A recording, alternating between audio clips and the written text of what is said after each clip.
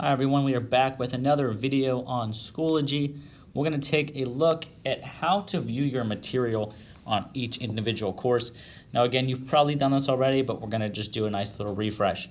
So if I go to my Schoology app and then click on courses, I need to pick a course that I want to view. I'm going to click on my practice course, and by doing that, it's going to open up your teacher's course. Now, many teachers are going to organize this differently. Some will have folders, some will not.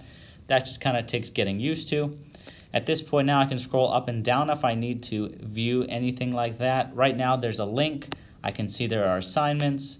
And then also, if I click on a folder, I can see, okay, I have a discussion that I need to do. Let's say I have maybe just a link. I can view the link, and then I can go from there.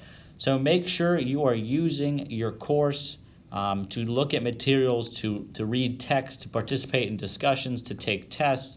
This is really the central hub for your learning within each individual course. This was a really quick video. I just want to make sure you know how to view the materials, just because that's very important in order for your success.